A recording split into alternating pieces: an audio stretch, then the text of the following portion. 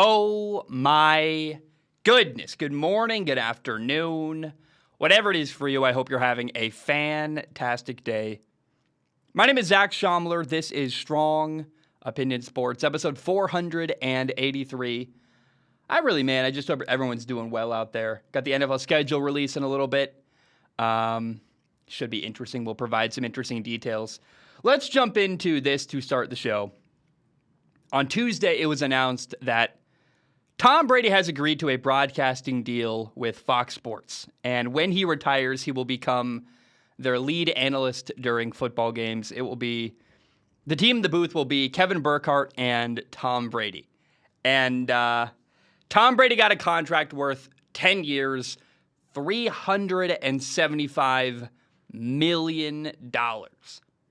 And I love to hear this. I love that Tom Brady is going to be in front of a camera, in front of a microphone, talking about football when it's all said and done and his career is over. I've been saying this during my coverage of the Man in the Arena documentary. I've been saying it for a long time that I really hope when Tom Brady is done with playing football, he will be able to share his brain and share his storytelling and share his personality and talk about football. And I thought maybe it'd be a podcast. I thought maybe he'd be I was honestly worried he'd be kind of a recluse when he retired, that he would disappear forever and he'd just be with his family.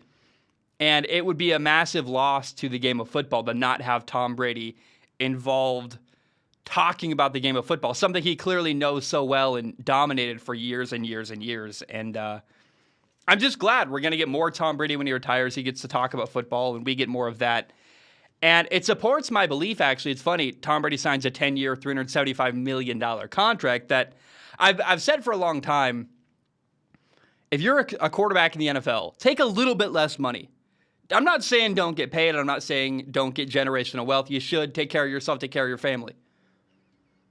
But I'd take a little bit less money on the field so that I could pay teammates a little more and have better players that I'm playing with. Because the most valuable thing and the best thing a quarterback can do is win, and win a lot.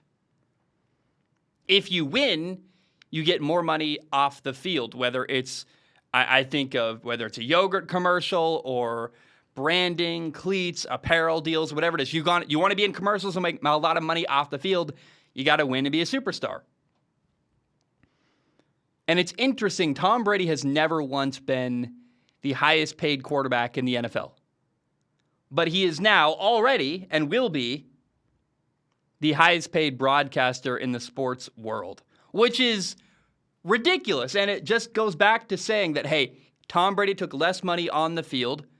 It allowed him to have better teammates around him and allowed him to win more football games. He won 7 Super Bowls, became super famous for winning and dominating.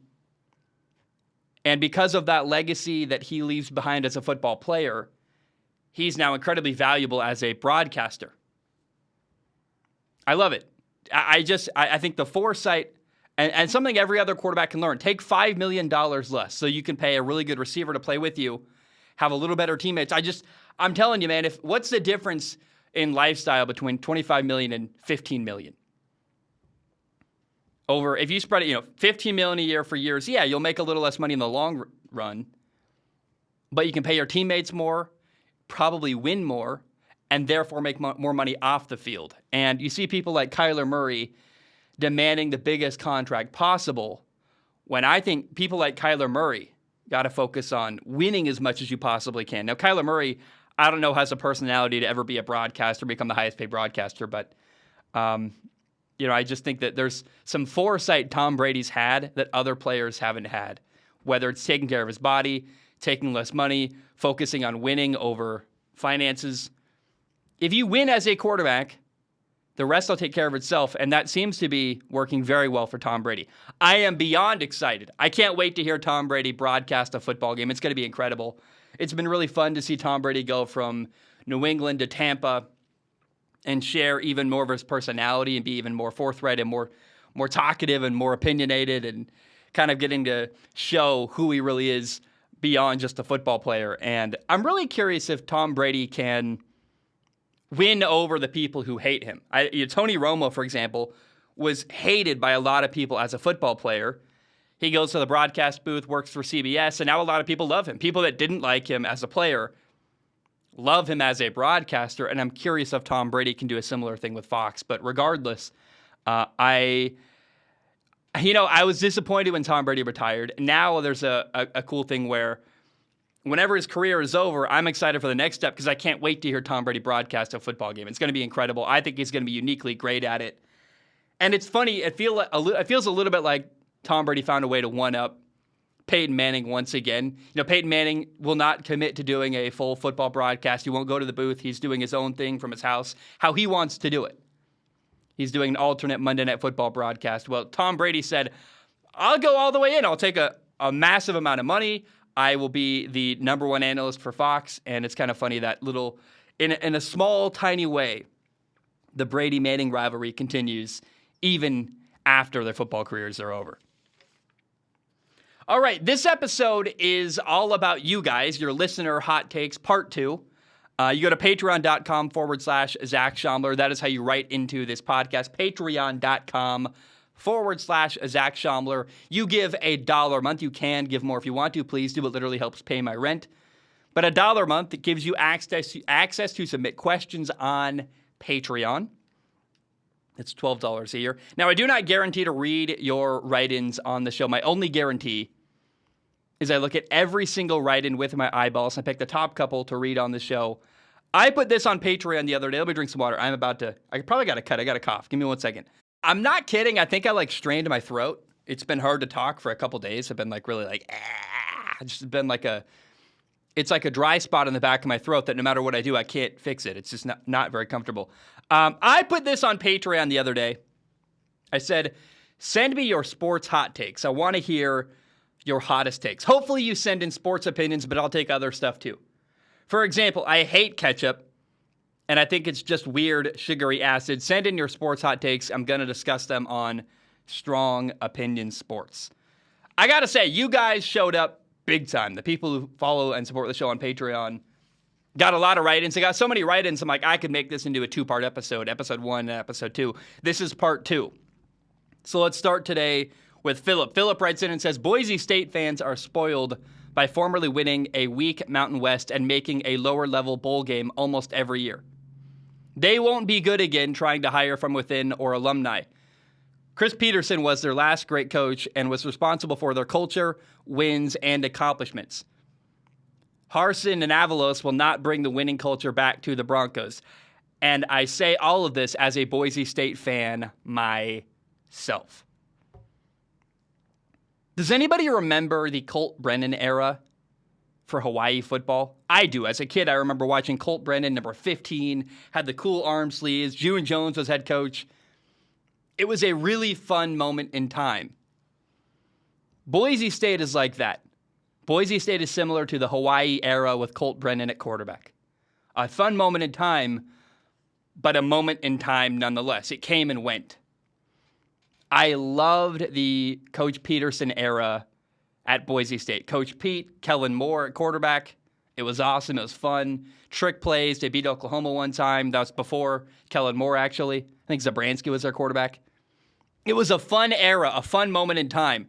Coach Peterson left. They've never been able to do it again because it was a moment that has come and gone. And really, they're just kind of an average Mountain West team now that that era is over. And I don't think it's coming back. I think what they had was a special coach with a great recruiting pitch and a really cool culture. And unfortunately, it's just not coming back anytime soon. So that's sad, but I agree wholeheartedly with you, Philip, that it's the winning culture, whatever that was, that Chris Peterson era isn't coming back because Chris Peterson isn't coming back.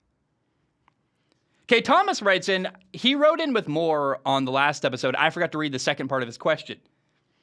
So Thomas says, also, because it's the follow-up to the rest of his question that I read the first part of, he says, lettuce and tomato on burgers suck.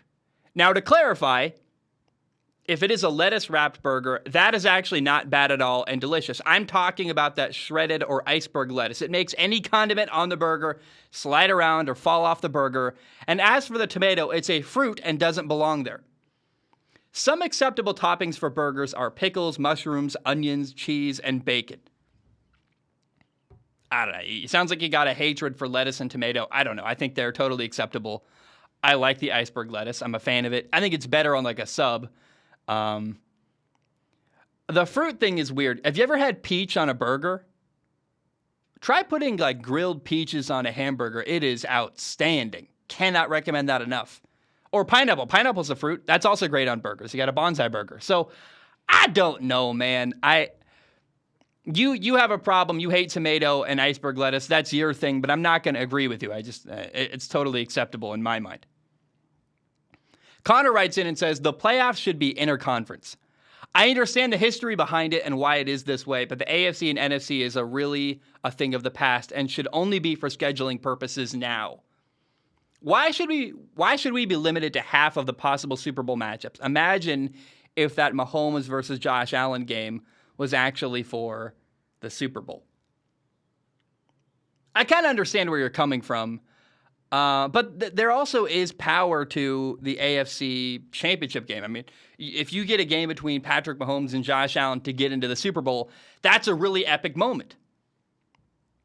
I hear you arguing that we are missing out on the best possible matchup.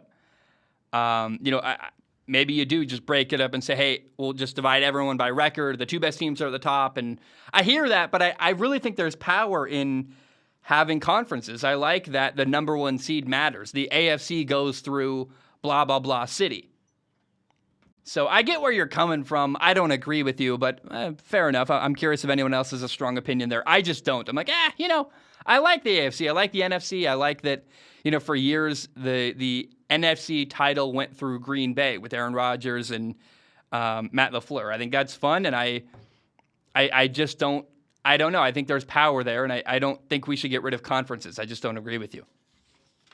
I don't see enough. It's not enough of a problem for me to go, oh, yeah, I hate it, because that game was great. It was amazing, and I enjoyed Josh Allen versus Patrick Mahomes. I don't think it makes it any less epic that it happened in a regular playoff game and not the Super Bowl. Tim writes in and says, if Eli Manning is a Hall of Famer, for the record, I don't think he is, then Julian Edelman has a case to be one too. Mediocre in the regular season, but insane postseason accomplishments. Tim, I totally disagree with you. Eli Manning has a way better shot at the Hall of Fame than Julian Edelman does. You're oversimplifying it to say mediocre in the regular season, but insane postseason accomplishments. Eli Manning is top 10 in a bunch of categories. Passing yards, completions, passing touchdowns, 1-2 Super Bowls. Julian Edelman played 11 years in the NFL, only 3 of which he played the entire season. Julian Edelman is nowhere near the same amount of noteworthy. Oh, and by the way, this isn't fair, but it's true. He's not from the Manning family. I'm not saying that's right, but I think being part of the Manning family gives Eli certainly a leg up on Julian Edelman. But look at the all-time passing list. Eli Manning is surrounded by Hall of Famers everywhere.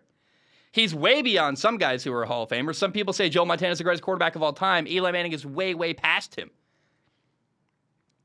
If you look at the all-time receiving list I did this morning, Odell Beckham Jr. and Stephon Diggs are way beyond Julian Edelman in all-time passing yards, and they're still playing.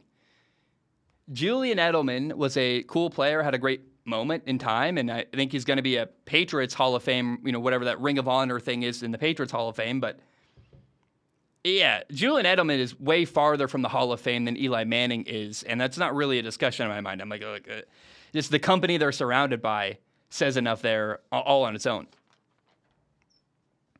Joshua writes in and said, the Browns intentionally tanked Baker Mayfield's value through character assassination and then demanding high draft picks for him to keep him in case Deshaun Watson gets suspended. That's your hot take. I don't fully understand how the Browns benefit by Baker not having trade value. Are you saying that they wanted to be able to justify keeping him, so they tanked his value? Like they felt like they couldn't just openly say, we're not sure whether Deshaun's going to be ready, so we're just going to hang on to him. They had to trick the world into them being forced to having him. Does that make sense?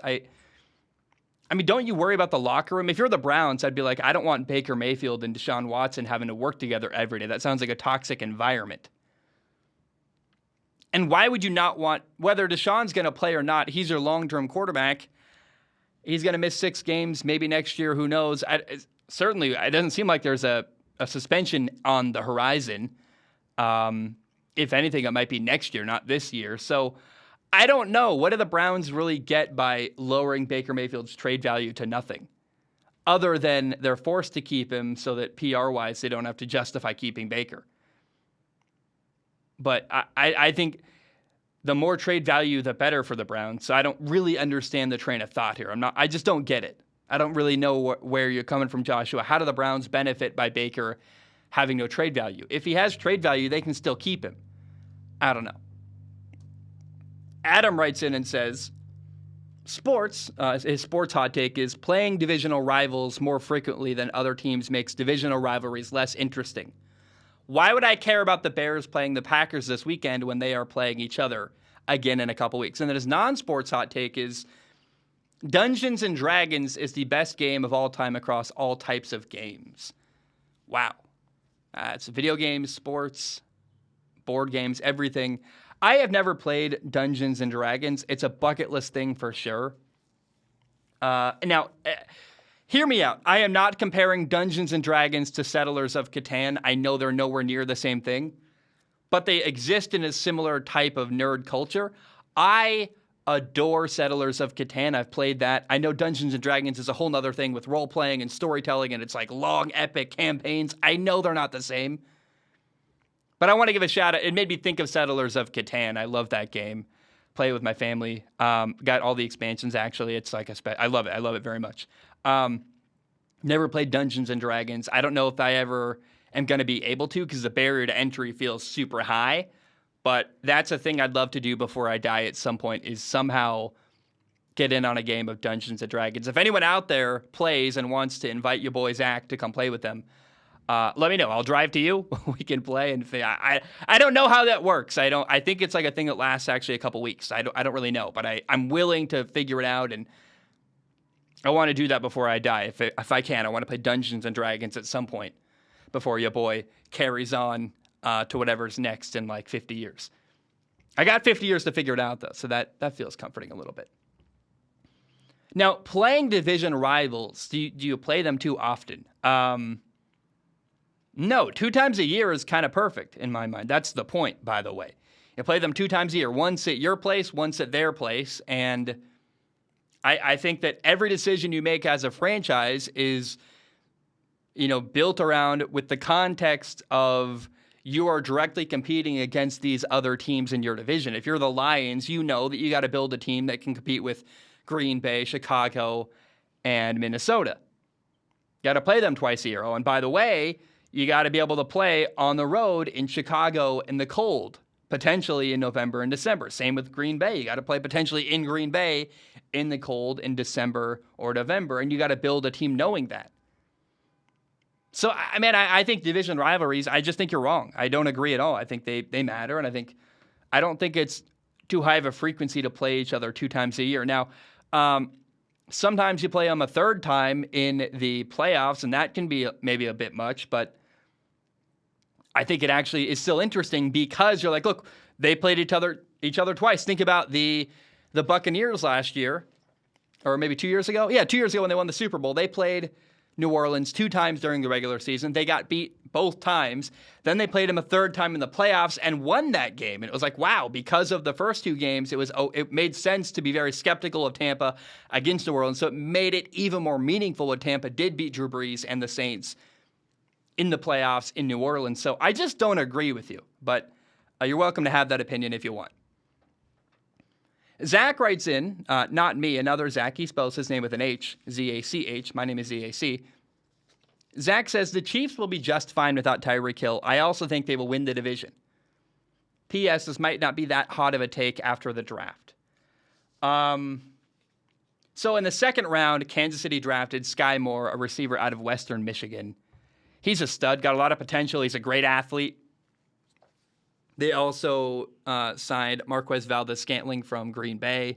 It'll be interesting to see how he does. Kansas City did not replace Tyreek Hill, but they brought in MVS. They brought in Sky Moore. We'll see how they do. I think what's really interesting and clear is that nobody has any idea how good Kansas City is going to be next year. We just don't know. There's a lot of potential there, and it could go either direction. I do want to give a shout out. They brought in a guy. I don't know how to say his name, but I watched his film and it was really good. Tyler Bigue out of McNeese State. He's going to be fun to watch in the preseason. Tyler Bigue and their quarterback Dustin Crum. They're going to be. I think Kansas City is going to be a uniquely fun team to watch during the preseason. I can't wait to watch their backups and some of their undrafted guys. I don't know. If you're bored in August and you want to watch a couple preseason games, find a way to track down Kansas City during the preseason. That's going to be really fun and really interesting. Okay, Gabriel writes in. He says, uncontroversial cold take for the edification of the audience. Some people think that, quote, hot take means a good take and a cold take means a bad take. This is fundamentally incorrect. A hot take is a controversial and spicy.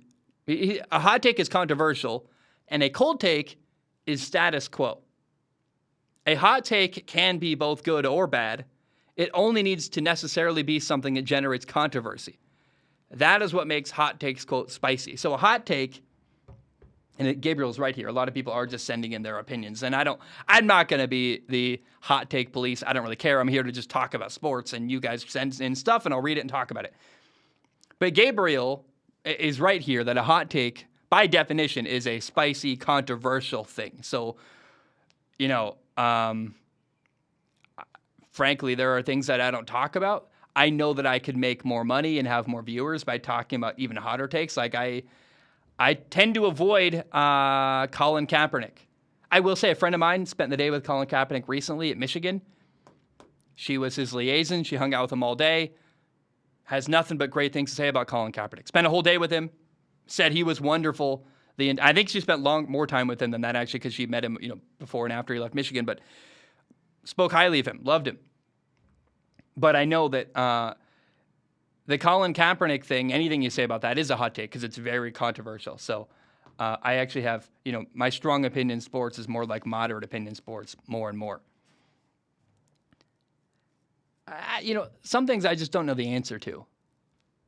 There are some things out there that I think they're not even worth. They're rabbit holes that aren't worth going down because nobody wins. It's just there's an unclear argument and people are angry all the time. And I'm just not really here. My goal isn't to make people angry. My goal is to talk about something I love, which is sports. So, I don't know.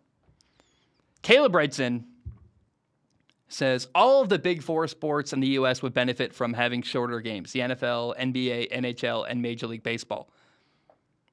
It would acknowledge that the modern athlete has a much more physically demanding setting than yesteryear. I also think that a shorter game would reduce a lot of dead time that most games have and make the quality of competition better. Here's what I want to say to this, Caleb. You're probably right. I will say, I almost never watch a game live. I record every single sporting event possible. I have got a setting on my DVR. I use YouTube TV, record every sport. Literally, if it has a tag word sports, I record it.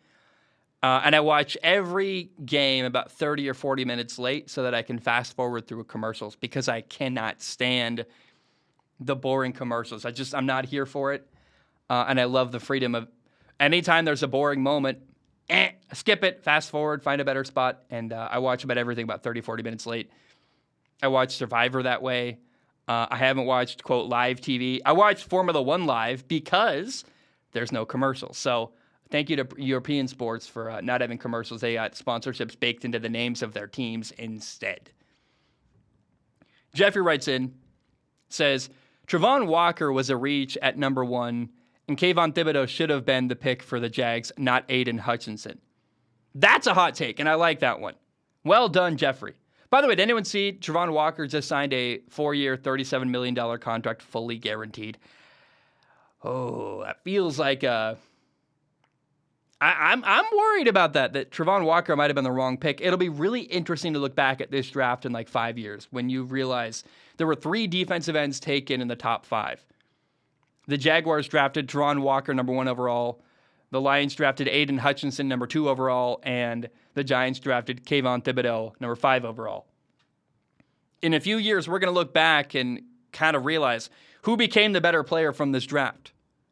And I can't wait to that's going to be a really fun conversation to have and a good thing to find out. It's very possible the guy who went number 5, Kayvon Thibodeau, becomes the best player from this draft, or at least the best defensive end taken. So that'll be very, very spicy and interesting as the years go on. Davis writes in with a cacophony of hot takes. He says, this is going to get hotter the further we get. Number 1, by the way, is not a hot take. He says, Matt Ryan will be the first Colts quarterback since Andrew Luck to return after a year. Not a hot take. It's probably just true. Number 2, the Oakland A's will announce their new home this year. So the Oakland A's are rumored to move. I'm hearing maybe Vegas. It's an interesting prediction. We'll see where they go. Baker Mayfield will find his new home with the New York Giants. Baker to the Giants. Why would they do that? The Giants are going to give Daniel Jones a year and then probably draft another quarterback if it doesn't work out. So I don't see Baker going to the Giants at all, but it's possible, I guess. Number 4, Kansas City will get last in the West. I guess that's probably true, but nobody has any idea how good Kansas City is going to be next year. I mean, if I had to rank the division right now, I would say LA is the best team in the West, then Denver, then Vegas, then Kansas City, but things can also go wrong. Like you can know who's the best team on paper or the worst team on paper, and then things can get entirely changed by someone getting hurt. So you just never really know. Davis Mills will be the best sophomore quarterback this year. I think Davis Mills was the best rookie quarterback. It's very possible that Trevor Lawrence or Zach Wilson does better than Davis Mills this year because of the weapons they got around them instead of Davis Mills, but maybe. Justin Fields will be replaced after this year, Davis says. I feel bad for Justin Fields. I wish they'd hired an offensive coach to help him. And if the Bears want to get rid of Justin Fields after this year, I think Justin can go somewhere. Seattle would take him. Like, I think Justin Fields' career may not be over, even if Chicago decides they're done with him after this year. And here is a true hot take. He says, number 7, the Colts will win it all. I said it'll be a hot take. Yeah, you're right. There is a hot take. The Colts are going to win the Super Bowl this year. I guess it's not impossible. I don't know that they will, but certainly that's some kind of prediction right there. UHRYE, I'm going to say Uri, but I don't really know how to say your name. I apologize. Uri writes in and says, the quarterback position is overrated. Like it's one of the premium positions in football, but people make it seem like you win or lose every game solely because of the quarterback. And people make it seem like wide receivers and tight ends are all made by that one guy. Having a great quarterback is going to define how good a receiver is. And all that's important is what quarterback QB1 does. Like running backs and offensive linemen don't matter at all on offense. I'm going to read Steven's question as well. Steven says, although quarterback is the most valuable position on the offensive side, I think that offensive linemen are the most important position. Without them, you have a very limited offense as you cannot run. Unless you have Barry Sanders and you have a very limited time to make a read and find your target when throwing the football. There's a lot here to unpack. First of all, I think quarterbacks do make or break a receiver/tight end. I mean, how many receivers have been with a bad quarterback and not been very noteworthy? Like, it's just true. I mean, a receiver is only as good as the quarterback throwing them the football, unfortunately. Like, what do we say about Allen Robinson for years? He was really good. We had Trubisky throwing him the football, therefore he wasn't noteworthy and wasn't very good. I mean, he was really good, but wasn't performing at a high enough level because he didn't have a guy getting him the football. Offensive linemen are so underrated. If I was building a football team, or let's say if I was a fan of a football team, the way I would want my team built is to have an elite quarterback with a good offensive line. I can figure out the rest. Build your offensive line, build your defensive line, find a quarterback. Those are the big three that are most important to me when it comes to building a football team. Now, the Bengals' philosophy last year was really interesting because they had 3 amazing receivers and an average offensive line if not below average in some ways. They got to a Super Bowl, though. They said, we are going to win with receivers, not an offensive line. And it worked for them very well. So, I don't know. I really hate the idea that, here's the thing. Every quarterback needs help. Russell Wilson needs to go to a good football team. Aaron Rodgers needs a good team around him. Every quarterback in the world needs to have good teammates. You're just not going to win without good teammates. The quarterback position is not overrated. And here's the thing. Go ask Carolina how it is to not have a good quarterback. Right? Like, it is really hard to win without a good quarterback, and it's basically impossible. Everybody needs one, so therefore, there's no way the quarterback position is overrated in the sports world. You may not like that it is as important as it is, but I'm just never going to be on board with the idea that the quarterback position is overrated. It's just not. Philip writes in with a crazy hot take. He says, an offensive lineman will win the Offensive Rookie of the Year. The general public is becoming more and more aware of the impact of the offensive line. Also, the top-tier wide receivers mostly went to teams with questionable quarterback play. I don't know. I think Jahan Dotson might be Rookie of the Year with Carson Wentz and Washington. I'm sorry, though. An offensive lineman is never going to win a big award like that. I'm not saying that's right. I think you could have argued that the guy in L.A. could have won Offensive Rookie of the Year last year, their left tackle. He was incredible. But part of why offensive linemen aren't valued is because their stats aren't tracked as well and aren't as flashy as like a wide receiver. People value scoring, not pancakes, and I'm not saying that's right, but that's true, and I think that's honest. Okay, Richmond writes in with a long one. It's a long one, I warn you. Richmond says, one of the problems with the MLB, specifically it's a Major League Baseball problem, is how monstrous it seems because for the last way too many years, the best three teams have been the Red Sox, Yankees, and Dodgers. Great if you're a fan of one of those teams, you're always winning. The Yankees and Red Sox play each other in the playoffs seemingly every year, and the Dodgers almost have a monopoly on the NL, on the National League. But not so if you aren't a fan of them. A significant contributor to this is the luxury tax. Insert dramatic dun dun dun. These teams are the only teams that are spending above the luxury tax every year, including this year where they are 2, 3, and 4, with the Dodgers very close second behind the Mets based off of projected tax payroll. And the results speak for themselves. My solution is get rid of the luxury tax and just have a salary cap like every other league, saying a salary cap means you can't spend more than this money. A luxury tax is if you spend more than this amount of money, you got to pay even more money to balance it out. There really is no salary cap in baseball. It's frustrating. So my solution is to get rid of the luxury tax and just have a salary cap like every other league. This obviously doesn't solve the team spending way under for no reason other than being cheap. So I would suggest having some sort of financial penalty for not spending a certain minimum so as to try to keep rosters more competitive. I think that would help a bit unless the MLB got a player like Tom Brady who basically acts as general manager and can land those stock X value free agents at a dollar store price. So you're proposing, Richmond, a spending window. You can't spend more than this amount of money. You can't spend less than this amount of money. The problem is that cheap teams will always find a way to be cheap. I mean, they will just pay average players as much as it takes to meet the minimum amount. Baseball's all messed up. I want a salary cap, but you can't really make everyone equal financially no matter what you do. I mean, the popularity problem. I mean, the Pittsburgh Pirates are never going to be as popular in their city as the New York Yankees are. It's just never going to happen.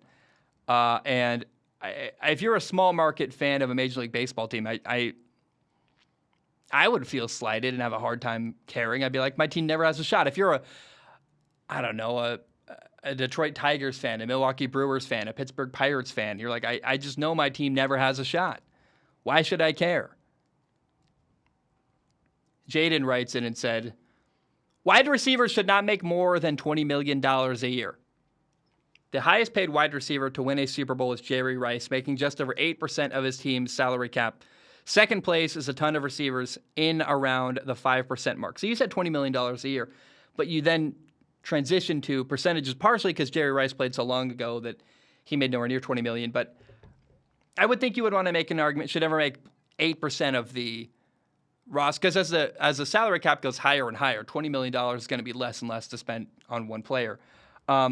Still, we get to test your theory, though, of can you pay a receiver too much? Because the Raiders are paying Devontae Adams a ton.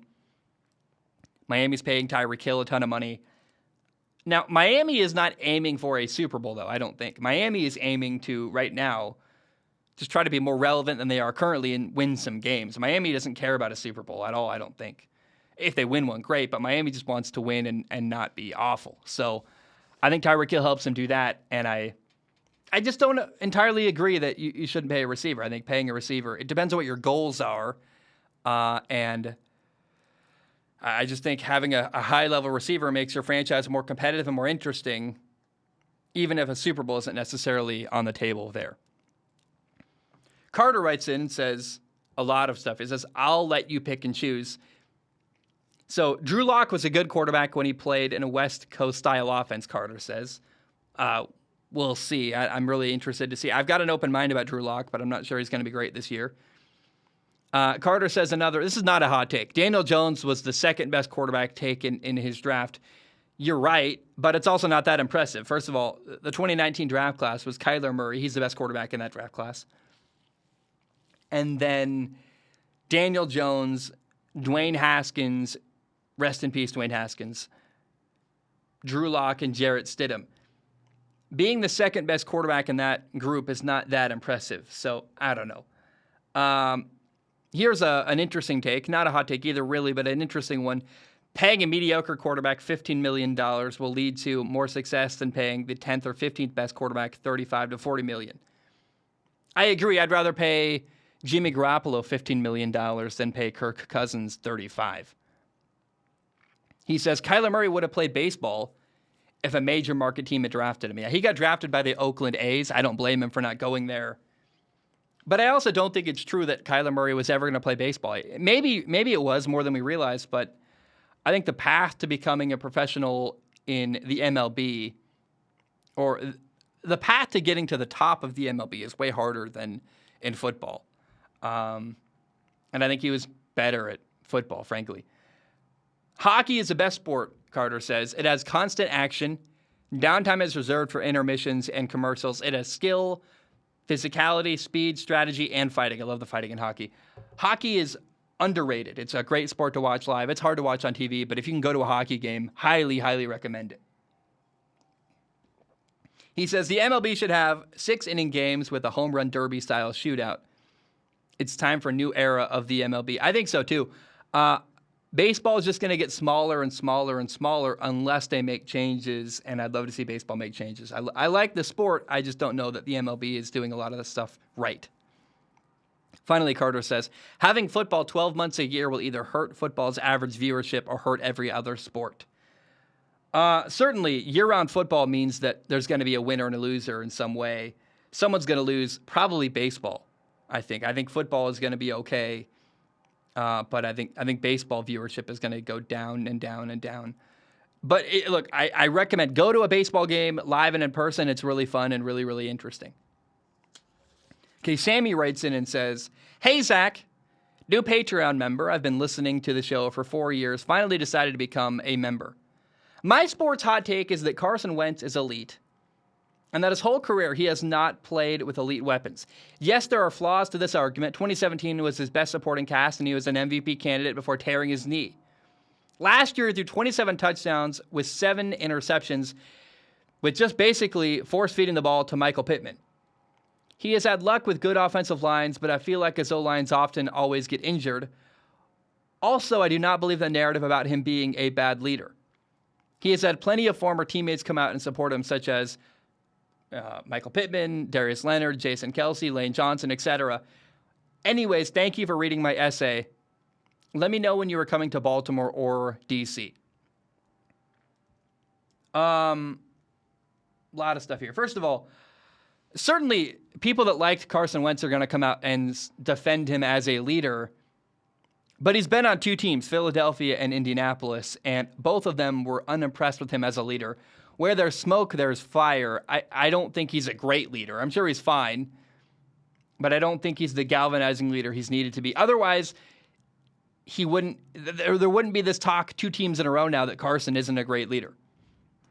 Now, don't be silly. Carson Wentz is not an elite quarterback. That is kind of crazy. Yeah, he's had some bad teams around him. Certainly, let's acknowledge that this year in Washington, Carson is going to have the best receivers he's had in his entire career. But like I said, don't be silly. He's not elite. He's not a top 5 quarterback in the NFL. That's what elite means. It means you're like one of the top 5 or top 3 best players at your position in the league. He might be better than people realize. That's possible, but he's not an elite quarterback. And Sammy, that's a silly thought. But I don't disagree. I think Carson could be very good in Washington this year, and I've got an open mind. Finally, Balin writes in and says, I totally dropped the ball in getting mine in here for this episode, so here's one for your next one if you keep doing this. Here's a reasonable hot take. I don't think hot takes are necessarily reasonable. The Chargers on paper are even better than we think, but it still doesn't quite get put together for as long as it needs to be. They play second in the AFC West and lose the conference championship by a couple touchdowns because their head coach, Brandon Staley, can't keep his balls in his pants. I love Staley, but my hot take is if they lose, it'll mostly be on him this time, not a weak run defense. Now, my fanboy hot take, Justin Herbert throws for 5,300 yards. They're a top 3 scoring offense, and the defense leads the league in interceptions and strip sacks. They sweep the Raiders and Chiefs. They split with the Broncos because they always effing do. To win the AFC West and make the Super Bowl, and they win against the Rams. It's not in SoFi this year, but we finally get the LA versus LA Super Bowl. I keep hearing all these hot takes about the AFC West, and I want to maintain no one knows what's going to happen in the AFC West at all. I'm going to have a hard time making predictions this year for this division because I'm just going to have to pick somebody. And on paper, here's how I would rank them. I think LA is the best team, followed by Denver, then Vegas, then Kansas City is probably the 4th best team in that division. But Kansas City's really good. They would probably win other divisions.